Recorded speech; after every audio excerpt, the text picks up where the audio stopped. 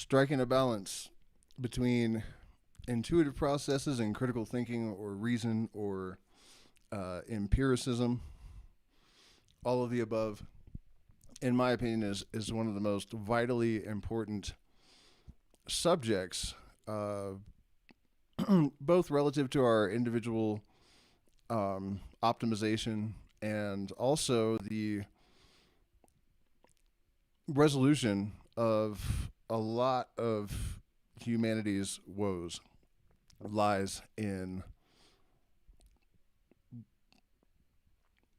making some attenuation, right? But before we get into all that, and also, of course, there is a ton of recent research in neuroscience and cognitive science that suggests that this balance actually results in higher cognitive capacities to the extent of, like, visionary genius. And one of my motivations for starting this channel and doing the work that I do is that I've always kind of felt that those higher cognitive capacities are more accessible to the average person than our mainstream narrative allows for. And the research is there to support that at this point. Before I get into all that, though, I want to offer a couple of caveats. One is I don't know how long this stream will go or how effective I will be, because every once in a while the locals, the Quechua indigenous people in our neighborhood, have these like week-long parties, and the music is loud until 6 a.m. And the last 3 nights, I haven't gotten a lot of sleep, and it's still going on. It's really distracting. So I'm going to do my best to at least offer a good intro, because this is definitely going to be a series. But if, it's just too loud and they're driving me nuts, we'll have to abandon the stream, unfortunately. So, yeah, like I said, before we get into the, it's so loud and just goofy. It's really distracting. Before we get into all that intuition versus reason stuff, obviously I did not make it to the conference that I was invited to. I think that could be actually a good thing to an extent, partly because there was a plan B. The person that extended the invitation, realizing that it was on very short notice, extended 2 invitations. The second conference is in mid-May, and there are some incredible speakers, Stuart Hameroff and Dr. Alvarez Marin, who is a physicist from Spain that I think is absolutely one of the most incredible minds on the planet and possibly in human history. I didn't notice him on the roster the first time I looked, so when I saw that, it was really exciting. It actually ends the day before my birthday, which is very serendipitous. I also want to make it clear I have not been invited to present anything or speak at any of these, and this invitation, I am not framing it as endorsement or anything along those lines. As far as I know, it's just a very gracious gesture towards a fan. And until we are directly informed otherwise, that's how I'm going to take it. So, yeah. And along those lines, if you didn't see my community posts, I've realized in the last week or so that I really am at the consolidation, data consolidation, formalization, and academic evaluation phase. Those are the next things that need to happen. And the data set is massive and sprawling and unorganized. It is distributed across 3 different AI systems, a bunch of screen recordings. Luckily, I took them because the memory of these AI platforms only goes back so far. So I would have lost them if I didn't screen record them. So I'm actually looking for volunteers to help me to organize all of that, and it would really help if said volunteers have a pretty good knowledge of physics, psychology, certain esoteric symbolic systems, dynamic systems theory, basically all of these relevant components. And that really makes this complicated, and it's one of the reasons that the data set is so sprawling, is that this project basically is about interdisciplinary data compression and finding homologs in all these different domains and tying them together. So it's a tremendous amount of work. And I'm just absolutely overwhelmed because I'm still doing constant research. I have to have a pretty in-depth understanding of all of these different domains in order to do the data compression or the pattern compression.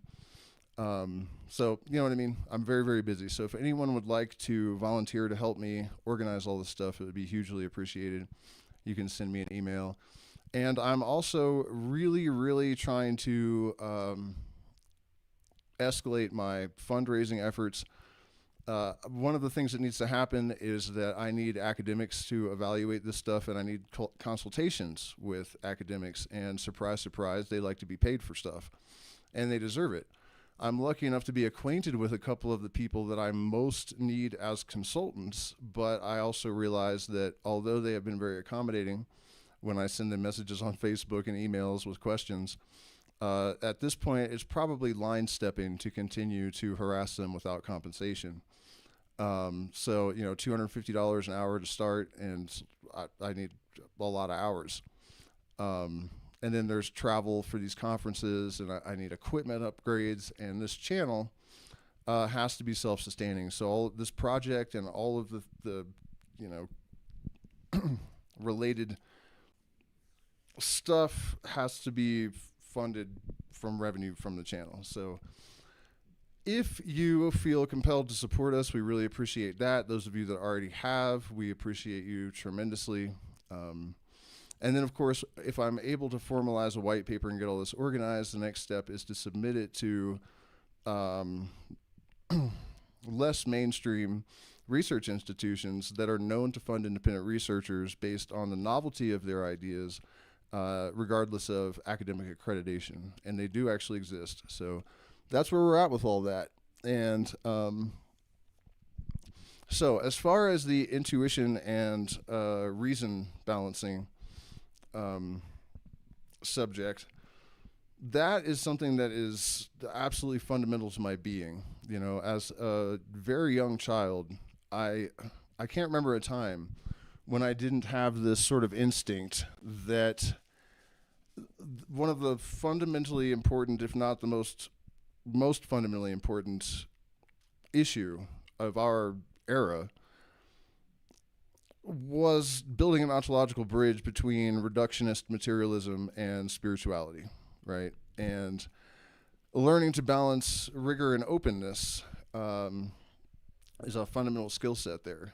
And when I looked at science and certain, like, you know, psi-type phenomena, or even something like reincarnation, my, you know, primary reaction, my, you know, just knee-jerk reaction, was that I didn't really see a conflict so much as I perceived it as science kind of taking the position that things they couldn't explain therefore didn't exist. And I thought, that's not a very tenable position to take, you know? And I realized that in this universe, there's going to be a mechanism that facilitates any kind of phenomena, right? So if telepathy is a thing, then it's field-based or entanglement-based, or, you know, there's some kind of mechanism that facilitates it. And for any of these things, and I had this really strong intuitive confidence that science, not just intuitive, but based upon where science was, you know, it just stood to reason that if the universe's fundamental substrate actually is mind, for example, you know, and these other domains where if the research went any further, science had nowhere to go but to realize these things. You know what I mean?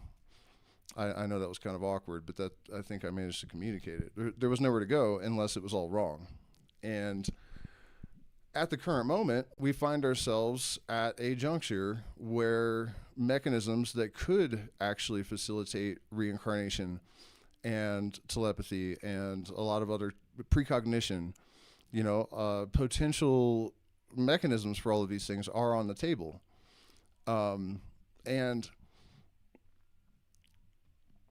there is so much more to this in terms of relevance than just like the novelty of confirming that telepathy happens or precognition, right? Because there are sort of emergent metaphysical implications and ethical implications and potentially guidelines that can be elucidated from natural principles that could revolutionize human systems and optimize them.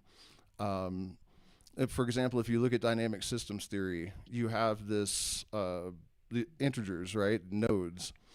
And at one of those nodes, the 6, and it's interesting because this is exactly how Western musical harmony functions, but at the 6 is associated with maximum symmetry. So one of the consequences of a system arriving at this node in its developmental trajectory is a symmetry threshold. And at that symmetry threshold, distributed order reaches a point where it can rival centralized order, or decentralized order would be a better way to put it. Decentralized order rivals centralized order. In a system that is built on top-down control, that is a big problem for those at the top, right? And it's, my position that that's where we are. The next phase is the sort of solve et coagula, right? You reach the 7th degree of the scale. You have maximum instability. There's no tonal center. There's sort of a breakdown. The order has reached a point where if there is no emergent asymmetry, it is going to just lock into place. There's not going to, it's basically going to collapse, right? And so if the system manages to survive that threshold, it will reformulate at a higher recursive layer. And that's what we have to make it to. So we're at the, the near the end of the bifurcation manifold at the 6th degree, entering into the 7th, and this is what we have to be prepared for. And a more holistic understanding of natural systems and integrating that understanding into our, engineered systems is the key to making that transition successful. And not only successful, if we're able to do this, if we're able to walk with knowledge wisely, basically failure is an existential,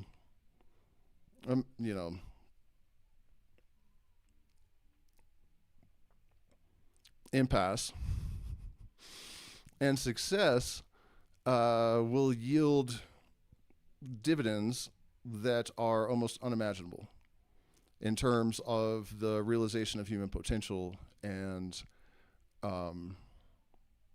minimization of suffering, right? Like, we're not talking about an absolutely perfect utopia, but it is possible to minimize the amount of suffering to that which is unavoidable because of the parameters of the system that we exist in, right? Like, all of this stuff is scientifically demonstrable at this point. That we can engineer algorithms that optimize socioeconomic and political systems, that we can create dynamic systems of governments that respond in real time to fluctuations in, various constituent spheres, I guess.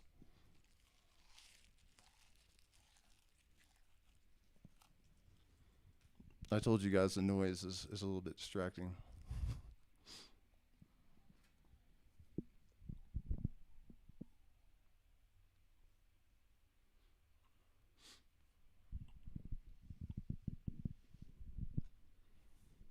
So, how do we get there? There are answers, incredibly. One aspect of it is consciously taking our evolutionary trajectory into our own hands, at least in terms of our cognitive apparatus, right? So we have the know-how and the tools to attenuate our neural gating system and our default mode network's role in shaping our reality. And this actually ties into enhancing our cognitive capacities because our priors in our nervous system and that gating system can actually substantially interfere with our ability to even perceive accurately the universe around us. It's something that has to be done carefully because it's there for a reason, right? There are a lot of suprasensibles that need to remain suprasensibles. You know, it's not that drastic of an attenuation. But we have all sorts of templates for reengineering that so that it's more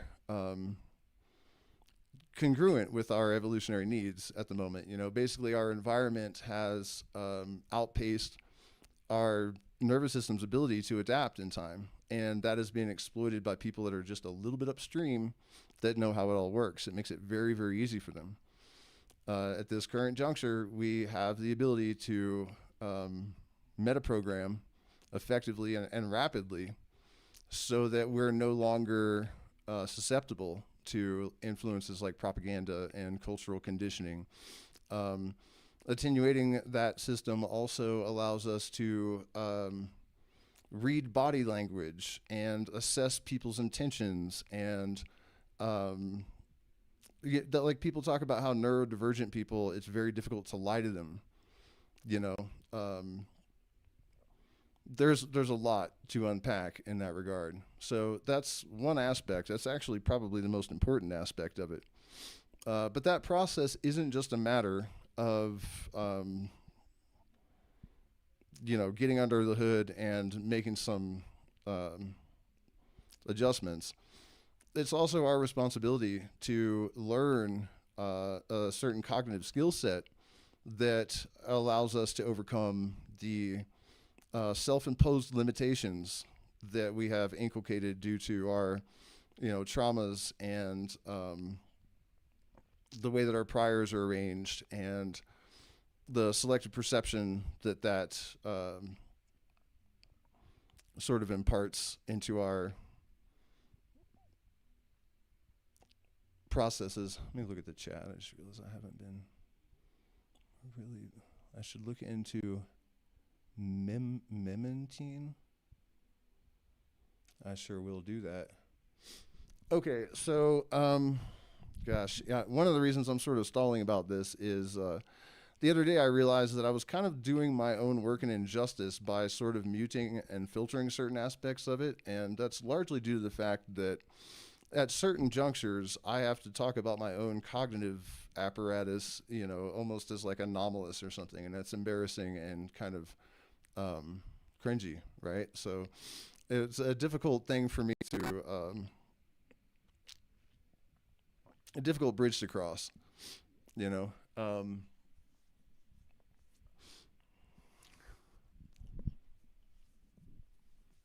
But I realize that I can't really present everything without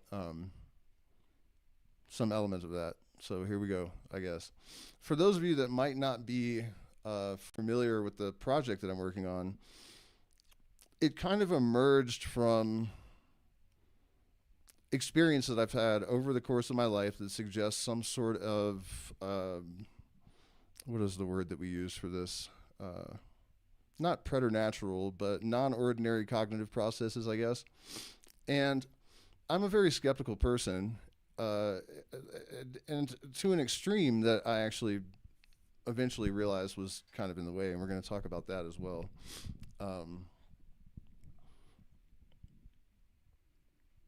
But I guess the evidence accumulated to the point where I was just absolutely forced to take it seriously at a certain point. And as soon as I started to do that, other elements sort of coagulated out of the abyss, that were sort of conducive to progress and increased confidence. Our limiting beliefs can be incredibly debilitating, and they are generally situated architecturally in places where we're not likely to see them. In fact, there are mechanisms in our nervous system that kind of ensure that they remain blind spots. So it's like until something really forces confrontation, unless you are deliberately going through a metaprogramming process that is very thorough, you're liable never to see these things. Um, and what I'm getting at is that as I started to gain momentum in this project, almost in unrelated, ostensibly unrelated ways, things just kind of surfaced that broke some of those obstructions and allowed me to function more freely. Yeah, you guys, my concentration is definitely failing me due to the bass and piano out there. I apologize for that.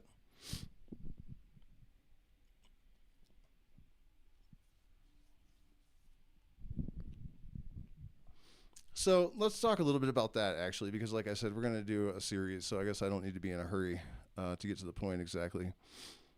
Um,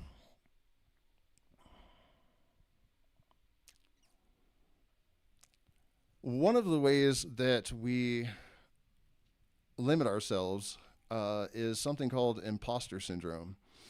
And in the case of intuitive high IQ types, I just found out in the last week that they're basically universally plagued with imposter syndrome. The reason for that is that all of the high level processing happens in the subconscious mind. So consciously, your experience of this is nil. So, for example, I took a number of IQ tests over the years, and without fail, I would find myself looking at the logic problems and the pattern recognition puzzles, and I had no idea even how to start to solve them. But I had this feeling that I knew the correct answer, and then I would get the results, and they were, shocking. But due to the fact that my conscious experience is, doesn't reflect any understanding of any of it, I couldn't really buy the scores no matter how many iterations there were. And then also, when I was 17, I took the ASVAB and set a regional record. There's all of these indications that should have allowed me to, accept this aptitude or whatever. Um, and of course, it's far more complex than that. But then recently, something happened that led me to kind of accidentally uncover this, like, certification, a test administered, the Mensa standard test administered by professionals. And there was really no getting around it. The consequence of that is that now that I kind of knew that I actually wasn't a moron and that this wasn't all chance and luck, my ability to expand my, skill set in every direction instantly exponentially upscaled. And I'm really just sharing that because this is something that everyone should kind of be aware of, that your self-imposed limitations could be far greater than you imagine. And the steps towards confirming that you have more capacity than you might think can be frightening, because you could also find out that you don't. you know um, I guess what I'm offering is that in my experience it can be worth it to actually confront that. And certainty is much more powerful than faith, right? Like there's research that shows that people that believe things based on predisposition or um, just pure intuition alone, it is measurable in terms of brain activity, that if the same information comes from certainty, the impact on the network is much, much greater, right? So just for what it's worth.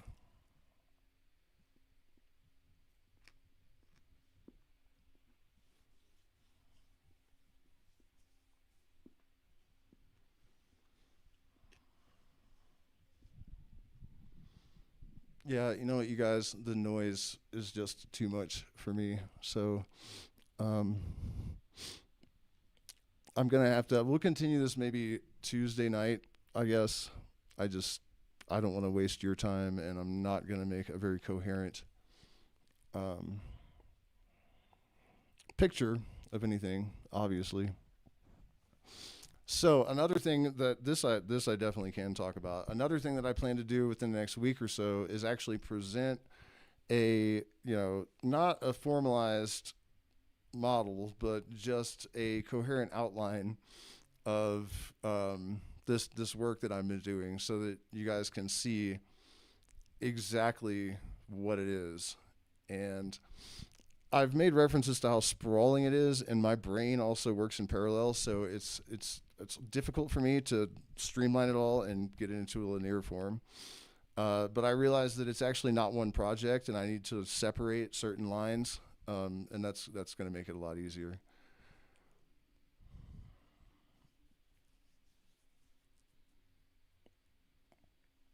So yeah, you know what?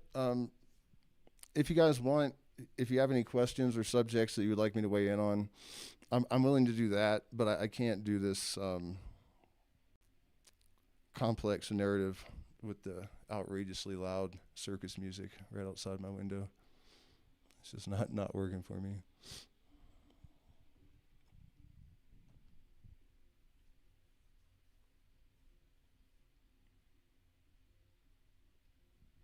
We can talk a little bit about what prompted this too, I guess. Partly just because I think it's important for people to think about. I made a couple of maybe missteps recently. I did a debunk of Radin, Haramain, and Chris Langan. And actually, I'm not going to talk about the political error there, but you should always check, if you're ever engaging with like notable academics, whether or not they've publicly endorsed anyone before you call them a fraud, just for the record. But I should clarify this a little bit here.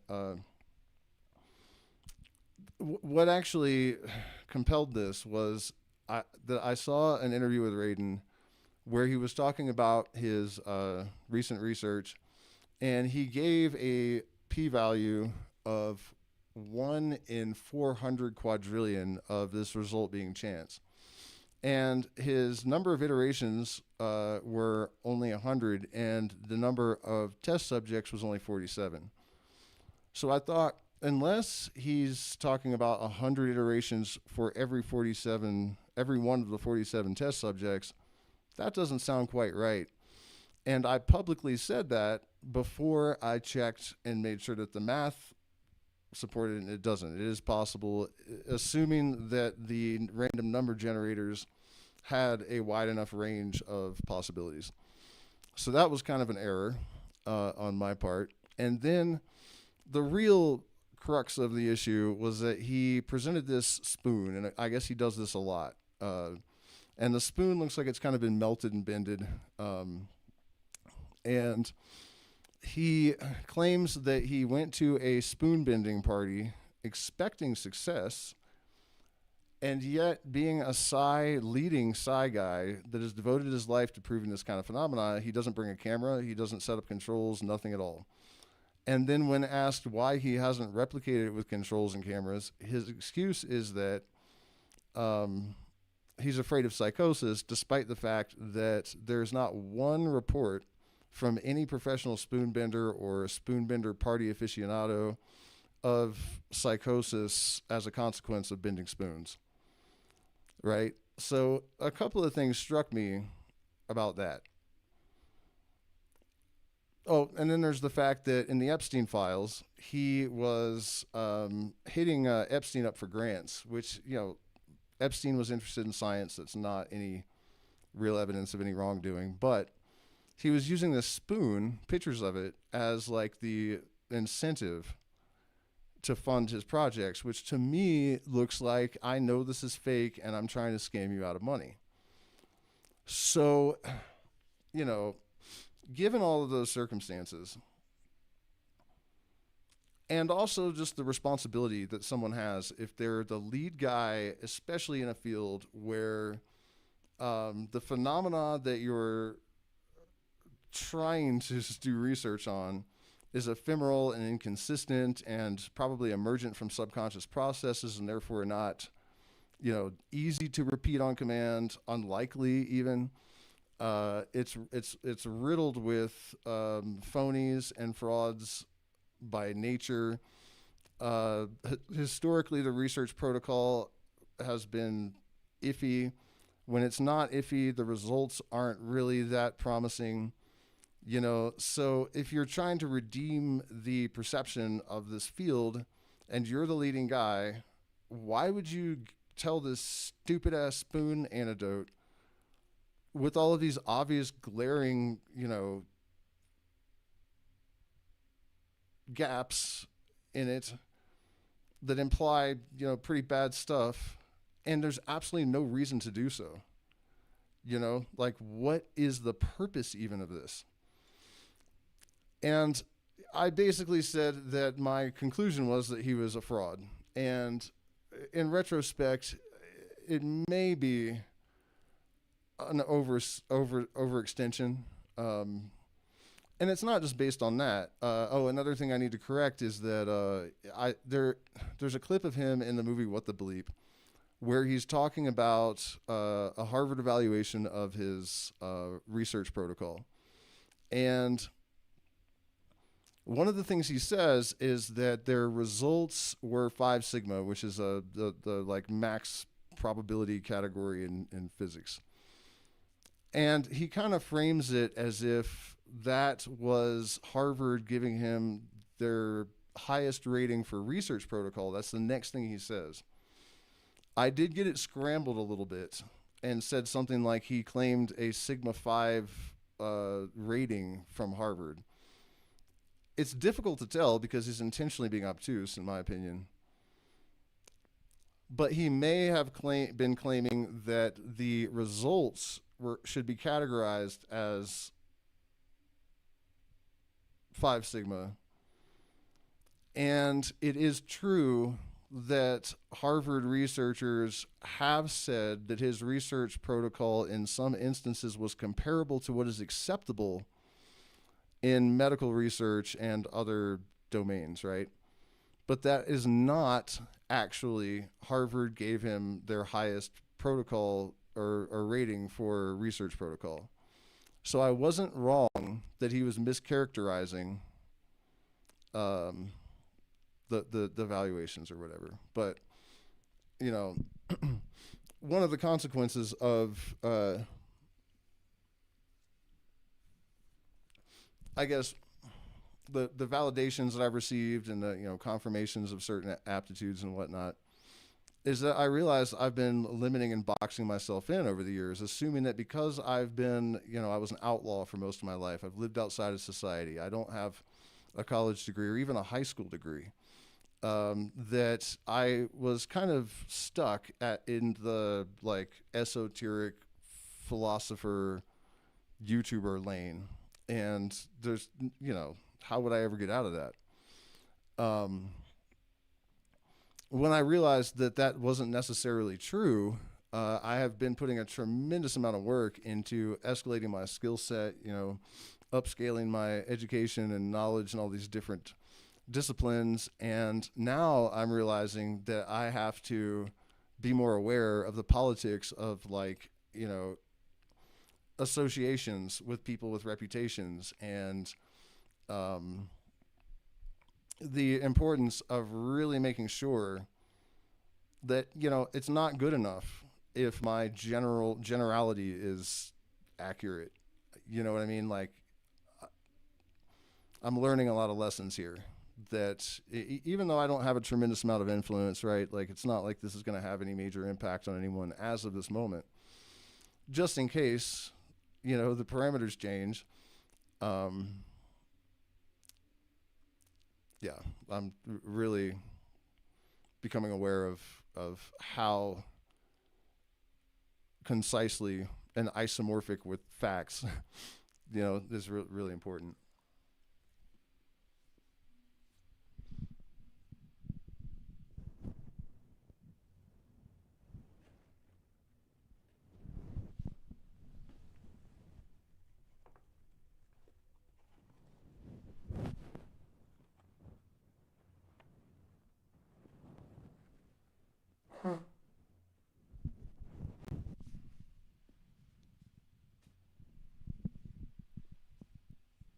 Okay, let me check in with the chat and see if anybody has offered anything. Otherwise, I'm gonna call it a early night because it's just too distracting and noisy. Nothing, huh? Nobody's got any questions or um, comments. All right, I'll share one more random little tidbit.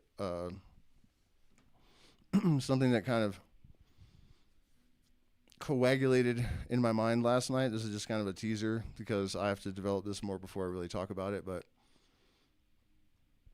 last night I went for a walk and I was thinking, okay, if it's true that the fundamental substrate of the universe is mind, and that that there is actually a sort of universal blueprint that is not only informs the architecture of things in the universe, but also their dynamics and function. To get a clearer idea of what I'm talking about there, you can check out my musical harmony as Audible Causal Law. I don't know if that's the title on Substack. It'd be easy to find. So, if the generative mechanisms in the universe are all recursive and it is also truly holographic, then these experiences that I'm going to kind of give a summary of could be explained. So I had this series of experiences that suggested I was a reincarnation of a certain someone. I hate to even name this, right? But it never really felt right in my bones, despite the fact that I had not only a shared sort of philosophy from like childhood. I knew the books before I read them almost verbatim sometimes, and the way that that was discovered is that I would read them to my girlfriend at the time that I found them, and then I would stop reading and explain, and I would look back and I just said, the next page almost, perfectly. And a lot of strange things like that. I had the same habits. I would wear a smoking jacket, smoke perique tobacco, 2 eggs with salt, coffee thick enough to stand a spoon, and a ball of opium for breakfast every morning, like this weird ritual. And that same girlfriend actually ordered this book for me for my birthday about the books of this person. And I open it up and it says, the beast would put on his smoking jacket, perique tobacco and no other, 2 eggs, salt, coffee thick enough to stand a spoon, and enough H to kill a horse. So I toned it down a bit, and for context, this was after a tremendous number of weird synchronicities all along the same lines, right? And it just got weirder and weirder. And things are still coming up to this day. Both of our mothers claim that we read the Bible before age 5. And then this is the part that really has always bugged me the most. We both got caught for bedding a girl in our mother's bed at the age of 15 because an earring fell out of the girl's ear, right? That's a little bit weird. But then I discovered that there were other highly specific events. In one occasion that fell on the same day, I was able to confirm, 135 years later or something, where all of the people present were the same sex, same age, right?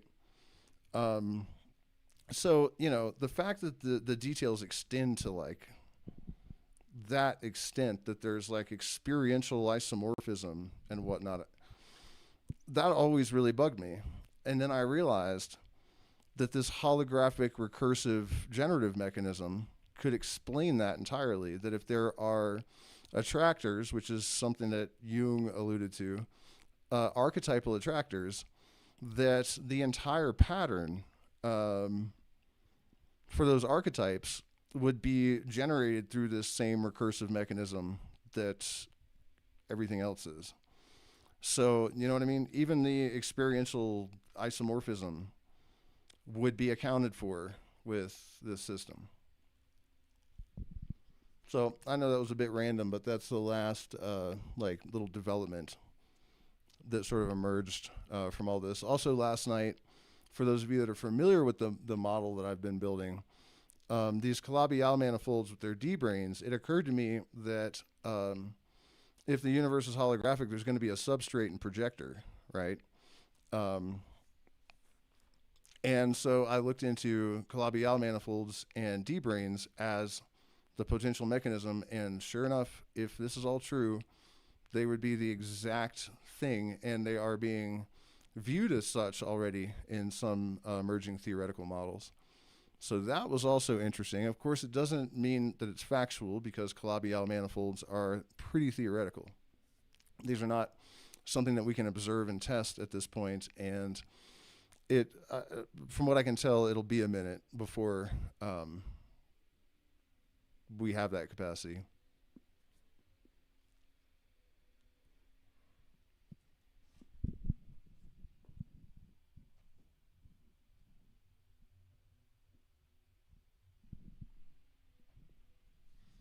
No, I didn't have a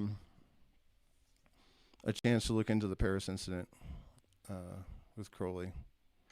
I'll try to do that tonight, since I'm going to cut the stream short due to the overwhelming noise and the interference that it's introducing here.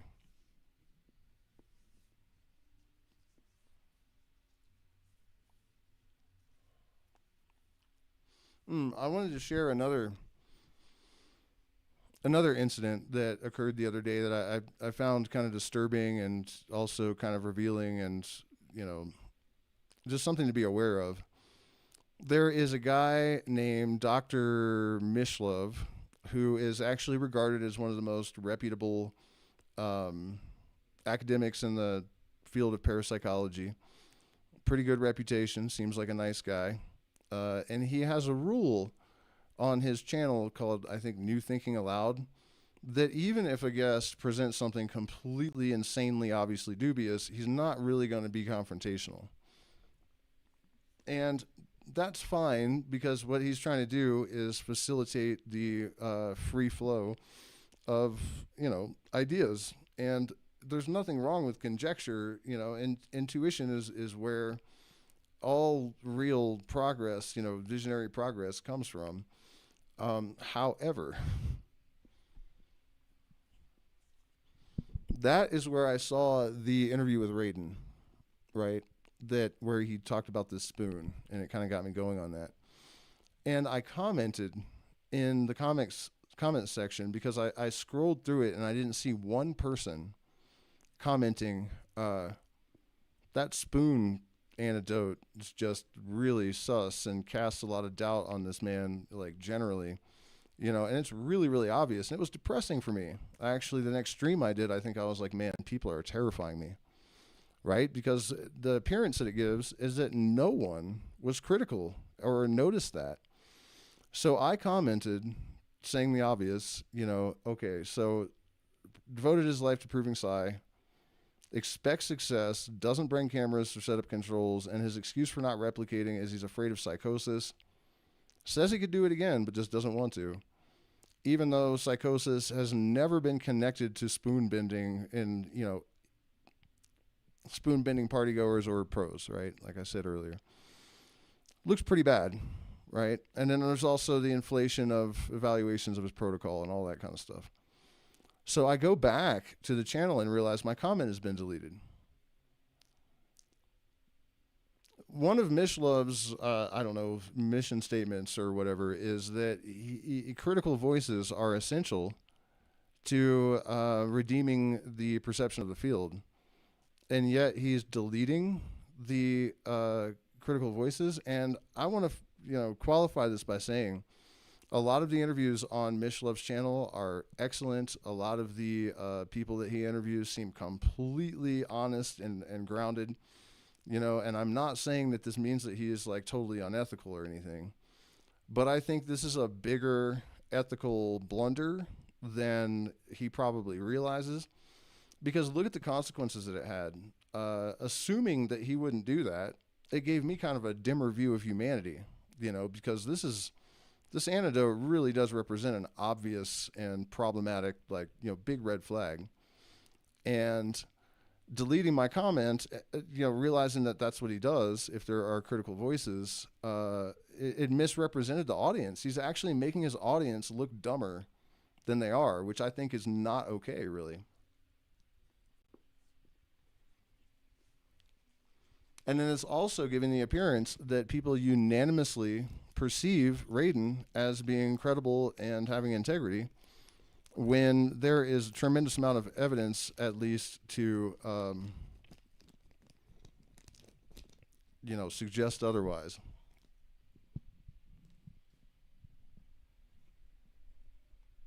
So I just wanted to mention that for a couple of reasons. Mainly, maybe just to kind of elucidate or bring attention to the fact that what we see on the internet does not necessarily represent any kind of accurate reflection of public sentiment or their intelligence level.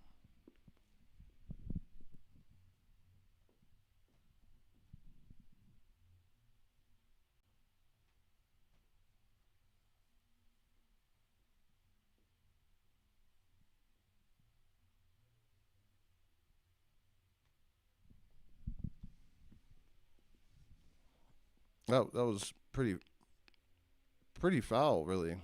And with all due respect to Mishlove, I mean, there's a reason he's been, in academia for decades and doesn't have any major detractors, or he's never been accused of fraudulent research, or, and maybe I'm wrong, but in my opinion, that was not cool.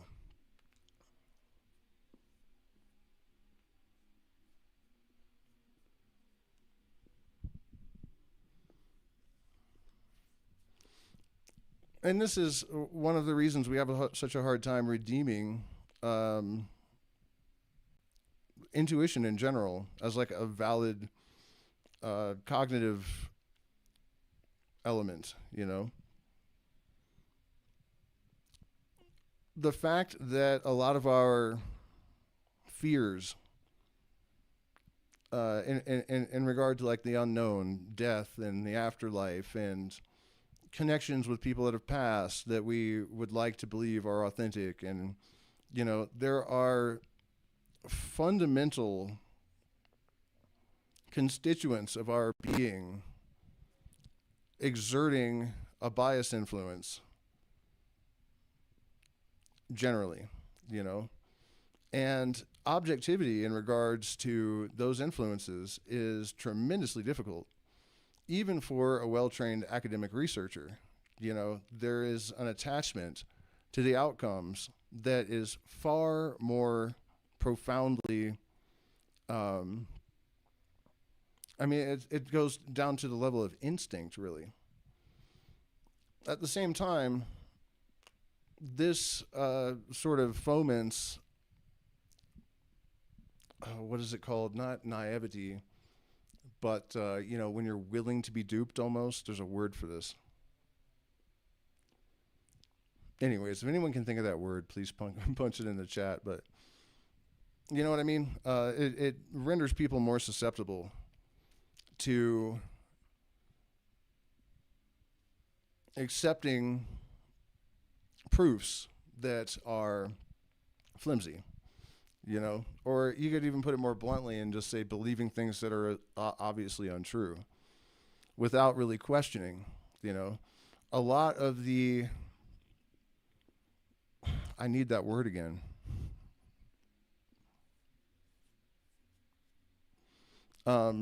Yeah, but a lot of that,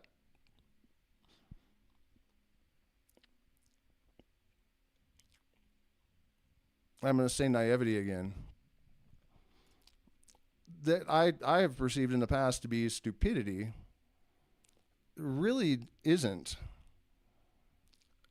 It's more about people not wanting to know that they're wrong and therefore not engaging their critical thinking apparatus. You know? And this is why, if you're really interested in modulation into a new paradigm and contributing to that, it really is unavoidable that you have as deep of a working understanding of fields like neuroscience and cognitive science and psychology, because in order to have any kind of effect on a system, you need to understand the system. In order to predict the behavior of a system, you need to understand the system, right? And if there are misapprehensions based on, the lack of depth in your technical understanding, you're not going to be as effective at affecting any kind of change or exerting influence on the system.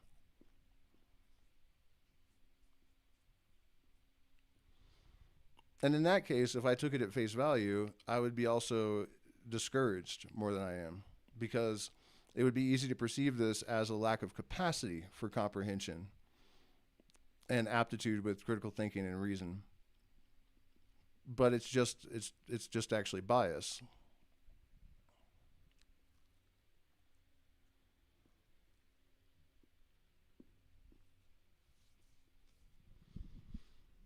Which brings us to another aspect of utility of building this ontological bridge.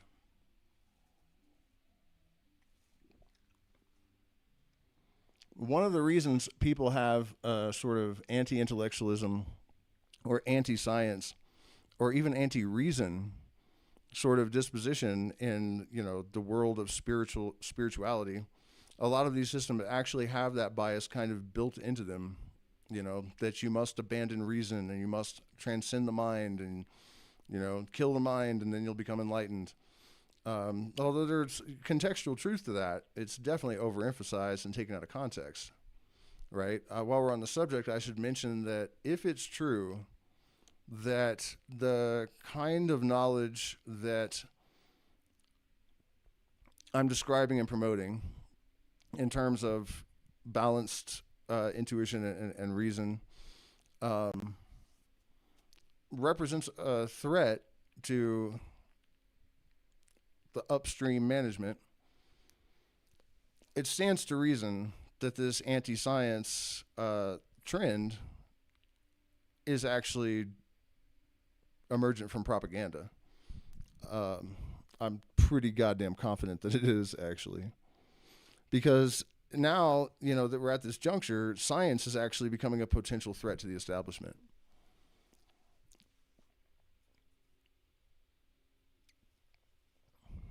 Really, elements of this are emerging from every different domain: psychology, neuroscience, physics, dynamic systems theory, complexity science, holograph, it's welling up from fissures in every, from every direction all of a sudden. And that was supposed to be like a tributary that we were going to reconnect, but I think it made me actually lose track of where the hell I was going with that. Oh, yeah. What I was saying is, because embracing reason is no longer necessarily a threat to people's spiritual models, I guess, their beliefs necessarily, and if anything, are going to serve to refine them and increase their, not belief, but to sort of supplant that belief with certainty, which is much more satisfying. I don't care who you are.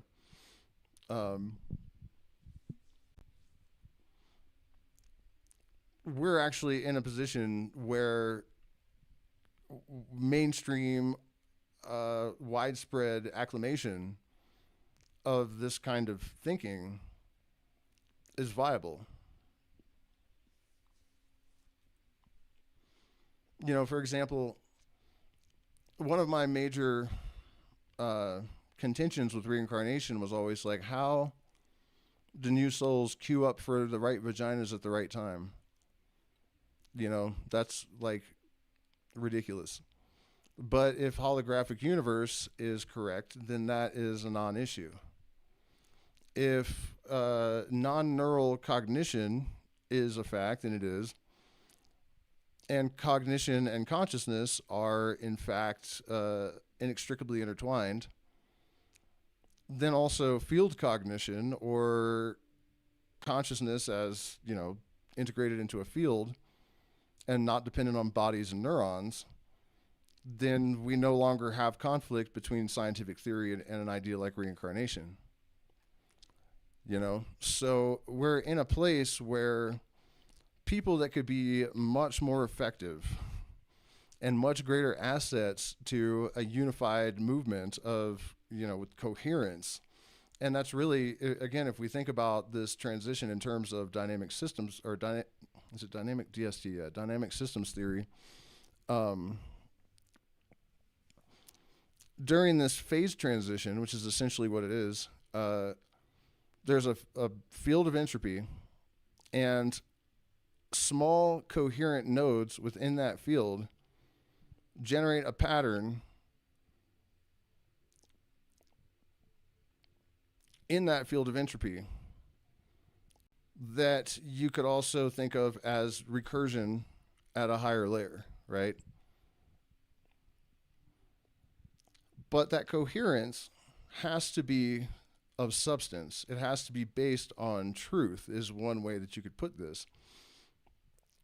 Truth, you might argue, is subjective, and I would argue that it's absolutely not, depending on your point of reference, right? If you establish a goal state attractor, and then you reference that as your, you know, that's what you're optimizing your systems relative to this goal state. That's what truth is. You know what I mean? On another level, truth, I think, can be sort of extrapolated from principles of nature. This is something that I've always believed, that the true scripture is writ large upon the land for those who have eyes to read it. And one of the ways that you can sort of almost, not formalize it, but I guess explain it in reductionist theory, or materialist terms, mechanistic terms. If you look at like Michael Levin's work, and you see that we have these, like a single cell network, right? Single cell system. You have individual components that have a individual function, and then you have a collective goal state, right? And their developmental trajectory is for optimizing their efficacy within that goal state's objectives, right? So the path to that optimization for humans, not so much single-celled organisms, can be optimized algorithmically, right? And so then you might say,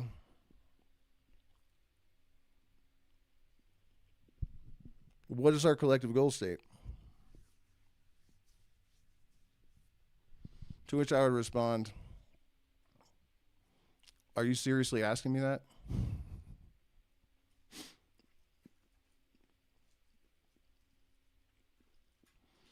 And this is something I need to really formalize, so I, you know, have a really concise way of saying it. I've been lazy about doing this, but I think it's pretty obvious that for humans, what that goal state is exactly what I was describing. Individual self-realization and self-actualization at the micro scale, and then at the species level scale, to optimize all of our systems to support the maximum expression of creativity, the maximum realization of human potential with the minimum amount of suffering and labor investment.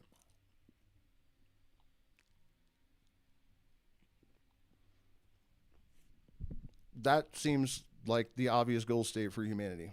And it might sound a little bit too good to be true, but it really isn't. If you consider the trajectory of our technology, where medicine is heading, especially in terms of like bioelectric medicine, this optimization is well within our reach at this point. And again, one of the consequences of actually applying these like golden ratio based algorithms that would optimize all these systems is that the reality of being at a bifurcation manifold where distributed, decentralized order is more optimal than centralized order. And then, you consider the fact that we do actually have the tools and the knowledge and the technological capacity to realize that decentralized distribution of order, i.e. authority.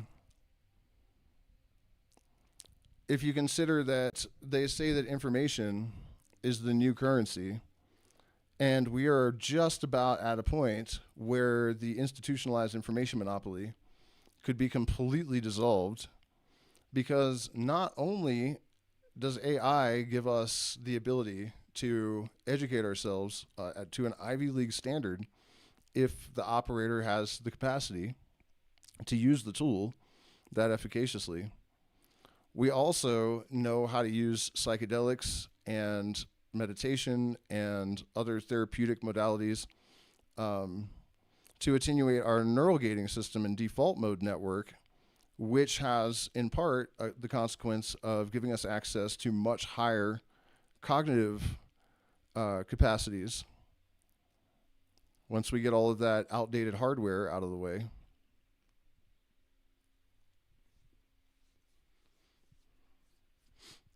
The more I study this, the more I work on my own model.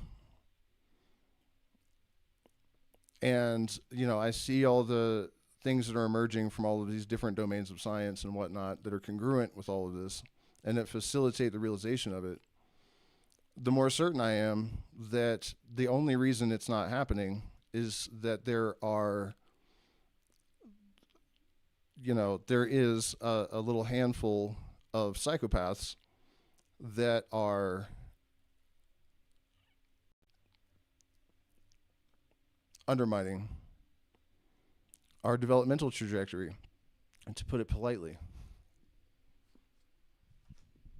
And more than anything else, this is why the Epstein files, this is why the World War III posturing, this is why the escalation of surveillance,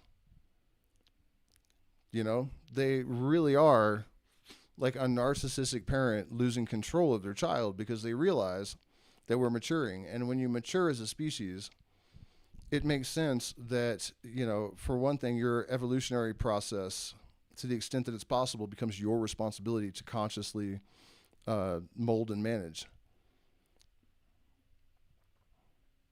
Right? And also that the hierarchy has far less relevance. When I talk about the new paradigm and like the anarchy that's implied by a lot of it, we're not really talking about an absolute dearth of like governance, but damn near. The reality is that when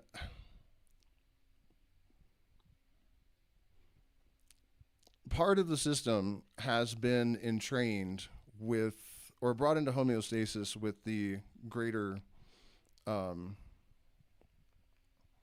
system, that causes entrainment with other aspects of the system. So once you change just the information, shift it just a little bit in the system, even if the structural components remain relatively similar, the entire function of that system can be recalibrated.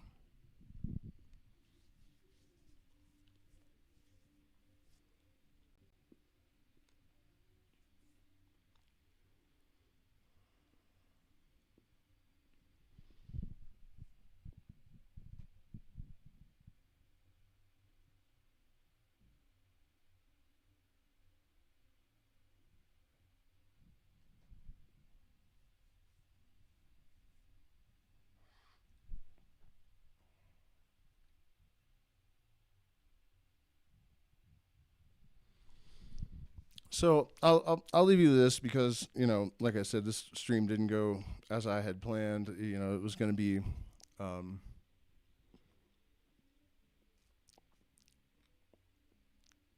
different, but noise component. One of my biggest motivations for trying to document my own instances of like transconscious information reception, or however downloads, however you want to put it, is that let's just play devil's advocate and assume that I really have bulletproof receipts, and that evaluation has been made by both humans and AIs, as like the case, and somehow we were able to get some significant press on it. Just the realization that kind of phenomena is legitimate would unlock latent capacities in potentially every single person that was of a contrary opinion prior to encountering that new information. Right? And aside from AI, I think that is, and really even more important than AI, sometimes I wonder if the overlords aren't so acutely aware of exactly what this phase transition, the consequences of it in these terms, that's why AI, you know what I mean? Like it's like a distraction is not quite the right word, but good enough. I mean, I've often said this about like astrology and tarot, right? That the only tool you need is your consciousness. So if you actually invested the same amount of time that it takes to learn astrology into just developing your intuitive capacities and learning how to filter that through reason consciously, you know what I mean? Like that's just a distraction. There's no out there. The hologram is everywhere, and so all the information is in your brain. It's just a matter of attenuating the neural gating system, and managing interregion communication, and all of that kind of stuff, which we know how to do now. So, yeah. Whether it comes down to pattern recognition, or if it really is just a matter of, like in my own case, I was just born with kind of a malfunctioning gating system or something, whatever it is, I think we have enough evidence at this point to accept that it at least happens intermittently. We also have the instruction manual, in various modalities. Choose your adventure as far as how to unlock all this stuff.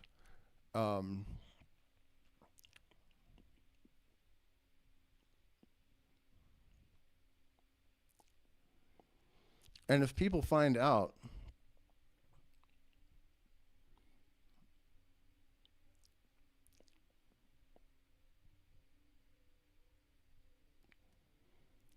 the information, the institutional information monopoly, and people's reliance upon it and faith in it is like the central pillar of control. Academia isn't just like a bunch of think tanks. They're basically our ontological model generating apparatus. You know? And despite what a lot of new age type guru-y people would have you believe, belief doesn't make something real necessarily. It can help, and especially if there is a coherent field, in other words, a large group of people, exerting influence on the field, because the field is what everything emerges from. So sufficient influence, you would think, logically and scientifically at this point, it tracks. But what is for certain, disbelief can negate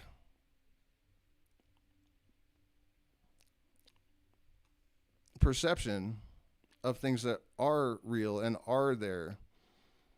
One of the best examples is the limiting beliefs that I was describing earlier that I imposed upon myself. And when I found evidence-based ways to dissolve those influences, I had been unable to think my way out of it, to reason my way out of it. But when the subconscious is confronted with like mathematical certainty, that is how you trigger it to disengage fully from something. That's the best way. And then suddenly my aptitude for mathematics like exponentially increased out of nowhere. And, all of these self-imposed barriers were just gone.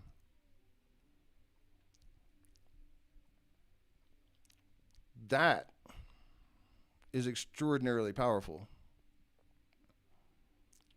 And, that's why I've been trying to rally support too here, because I have done a tremendous amount of work to try to undermine, all of the evidence that, to debunk any of this. And it has utterly failed. Also, no matter what domain you transpose this concept to, that I've been, I guess, engineering, or it's not really even me doing it. I'm really just assembling homologs across disciplines and applying as above, so below. It really kind of is that simple, which is also really encouraging. Where was I going with that? Yeah. This is the fundamental thing that we need to address if we really hope to catalyze meaningful change in our society. This is where the ontological gridlock is. Priors in our nervous system that are like superimposing inaccurate models of reality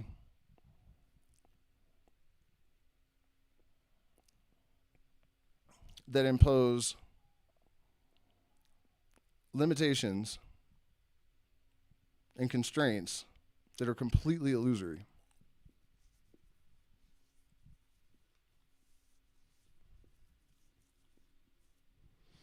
So thank you guys so much for spending this time with me. Please consider becoming a patron or otherwise supporting the channel. If you just tuned in, this stream, again, didn't go exactly how I planned due to interference pattern, some dissonance. But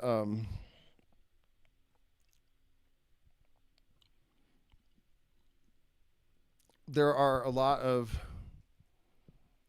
exciting opportunities, and there's a lot of tremendous potential here, and I have to travel internationally and pay academics for consultations, and also I need volunteers for data consolidation if you are someone that might be interested in that.